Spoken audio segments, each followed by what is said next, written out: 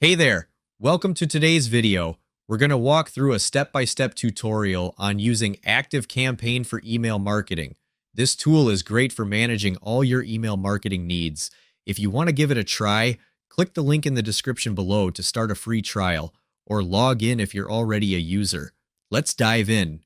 First, on the ActiveCampaign dashboard, click on Campaigns. Then you'll see an option to create a campaign. Click on that. Next, enter the name of your campaign and choose the type of campaign you want to create. Then, click the Next button. Fill in all the necessary details accordingly. Verify your email address, then select a list and add an address. Once that's done, click on Create with Email Designer. You can choose any template and customize it to your liking.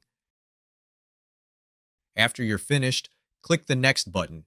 From here, you can either send the campaign immediately or choose to test and preview it.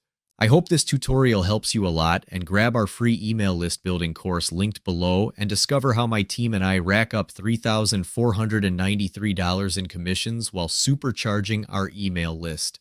This exclusive training is totally free right now. Don't let this chance slip away. Big thanks for watching our video.